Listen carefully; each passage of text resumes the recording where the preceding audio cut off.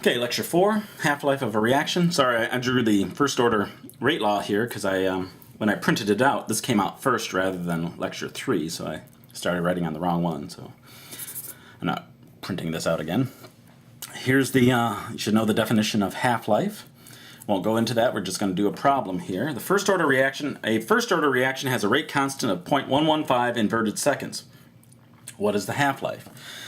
Well, as soon as you see half-life written there, you know that you need to deal with the half-life equation for the first order reaction, which is given here. If you know K, plug that in, that'll give you the half-life. If you know the half-life, you can solve for K. Not too much we can do here. This is actually just a form of the first order rate law, the integrated rate law that we've put a restriction on, that we deal with the half-life, but that's derived in the book as well. Using the equation is what I'm going to be after. And in the lecture, on-ground lecture, where I will derive this for you, but it's also derived in the book. So let's just use it. We know the rate constant, so we have 0.693. We see that we have 1 over seconds, so we have seconds when we're done. So that makes sense.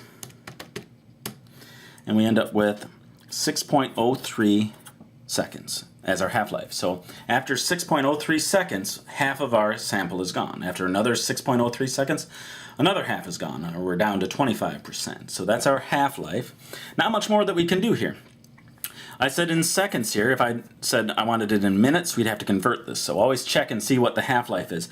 If this came out to be, say, in the thousands of seconds, I'd probably ask you to convert to hours, just to make it more something that you can see. When you put down 18,000 seconds, that's not as easy to tell what's going on as putting it in terms of hours. So just be careful. The half-life of a first-order reaction is 35 days. What is the rate constant of this reaction in inverted seconds? So it's this equation again. It's first order, so it's this equation. And so we know that we want K in terms of inverted seconds. Well, if you put 35 days in here, you'll end up with inverted days. And then you can convert to inverted seconds. I find that a little confusing to do on the fly. I just never do that because what I normally do is convert 35 days to seconds. I don't make it seem like I can't do it, but it's just I just don't normally do it that way. I mean, it's just converting units, so it's not like the end of the world. But again, I'm more comfortable converting to seconds. You have to convert either before or after. I always convert before, and I make less mistakes that way. But if you doubt me, you can always come in and ask. Say, show me if you can convert inverted days to inverted seconds. I said, well, I'll give it a try. Okay, so we have our half-life here, but it's whatever you're comfortable with. You may have learned it that way to convert afterwards, and that's certainly fine. And then we have K. I'm going to just manipulate this really quickly. And we see that we're going to end up with 1 over seconds, which is the unit. Those are the units we should have. I'm going to do the calculation very quickly. And we end up, I'm going to put it down here. Oops. We have 2.29 times 10 to the 367 inverted seconds. So we said the half-life is 35 days. That's a long time for a reaction to go. So we should expect K to be very small, and it is. So 35 days is 840 hours, which is about 3 million seconds, 3.02 times 10 to the, and then 6 seconds, and then times, just recalculating it, so, yeah. And that's the deal. All right, let's do another one here. Now it's a second order reaction, has a rate constant of 0.0816 seconds. That can't be right, it's second order, so the rate constant has to be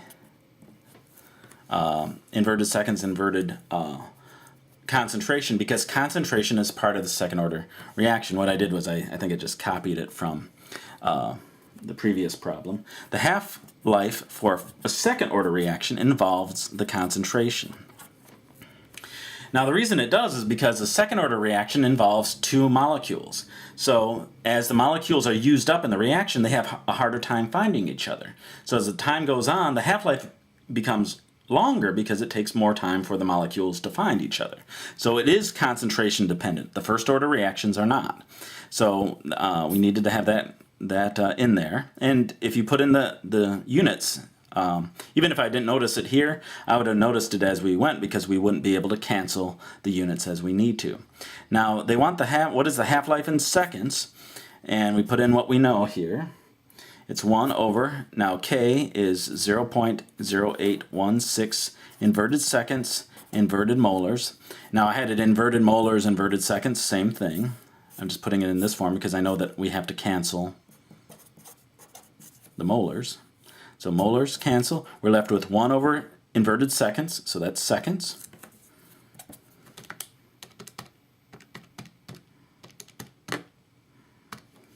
And we get 10.2 seconds. So second order reactions involve concentration. So you need to have the concentration somewhere. If it's not listed, then it's not a second order problem. I do have it listed. The big thing is I made a mistake on the units, but if I had forgotten to put the molars in here and you got to this point, it was just inverted seconds, you'd end up with, what would you end up with? Seconds per molar. Well, that's not a unit of time, so we know that there's a mistake there. So if that happened on the exam, you'd want to come up immediately. It doesn't often happen. I quadruple check everything, but but the units again saved me from having to get all the way through this video and realizing I made some mistake. So half-life for a second order reaction is 35 days. What is the rate constant of this reaction I got the units right there, if the initial concentration was 0.1 molar? Okay, so the half-life, let's write it out here, 1 over K times the initial concentration. So the half-life, now we want, I'm just going to leave it as is, but you have to solve for, you can certainly solve for K first, and then K would go over here, the half-life would go here. I'm just going to leave it in this form. But 35 days, what was that? We need it in seconds, so it was 3.02 times 10 to the 6th seconds for our half-life. 1 over, what is the rate constant? We don't know what K is, and our concentration was 0.1 molar. All right, so if we, let's see, so we bring K over here. So K will then be equal to 1 over 3.02 times 10 to the 6th seconds times 0.1 molar. And we have inverted seconds, inverted molars. That looks like the right units.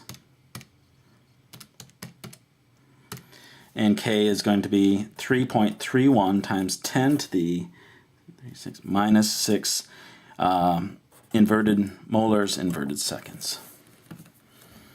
And I'm going to just redo this real quick. So 3.02 times the concentration there. And yep, that's the guy. All right, let's try another one here. See, these half-life problems are pretty quick because they're very short equations. There's only a couple of things that we have to deal with. 0th order. So this is the half-life for 0th order. It's the concentration over 2K.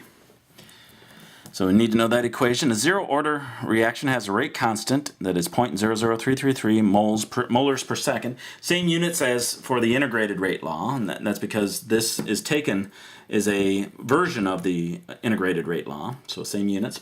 What is the half-life in days if the initial concentration is 1.20 molar? So let's put everything in here. We have 1.20 molar. 2, K is 0.00333 molars per second.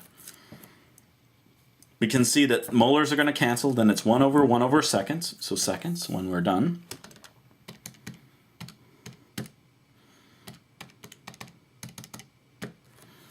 And the big thing is, if you don't see how I did something, as far as the math, I'm not doing anything mysterious here. This is a level you should be at. So if you're looking and say, I don't get this, I don't understand how he just did that, come and see me as soon as possible, or your instructor as soon as possible, because this is something that should be a very quick thing. As I do this out, you should be doing it in your head. So it's not something that it should be considered advanced at this point. It's something that you should know. And if you don't, that's okay. You just have some work to do, and let me know. So we have half-life in days. Our half-life is in seconds, 180 seconds, and we got to convert that to days. So divide by 3,600 seconds per hour. That gives us hours. Divide by 24. That gives us days. So it's going to be 0.00209 days. You can just write D. When you know what you're dealing with, you can just leave it. You don't have to put days. You can just put D. So 1/8. That will give us hours. And then, yep. And that's the deal. 6. The half-life for a zero-order reaction is 22 hours. What is the rate constant of this reaction? If the initial concentration is 0.1, I don't know. Well, this looks really familiar. Okay, well, the first thing is our rate constant has to be in molars per second. Looks like I just took that other problem. Sorry about that. That was second order. We wanted half-life, so let's just write it in here. Just trying to give you some variations. So they gave us, this time they gave us the time in 22 hours. We need the rate constant be in molars per second. So we need to have the 22 hours changed to seconds. So 22 hours, each hour is 3,600 seconds. So this should be 7.92 times 10 to the 4th seconds. The initial concentration is given here, 2K. And then we solve for K, so it's going to be 0.1. Now let me just rearrange. What we'll end up with is 0.1 molar over 2 times 7.92 times 10 to the 4th seconds. We see we end up with molars per second. That's what we want. So 0.1 divided by 2 divided by 7.92 to the 4th. And this comes up to be 6.31 times 10 to the minus 7 molars per second. We should expect K to be very small because the half-life is an extremely long half-life. If you had reactions in the lab that were 22 hours for a half-life, we never accomplish anything. Most of our half-lives for our reactions are on the order of seconds. And that's the deal.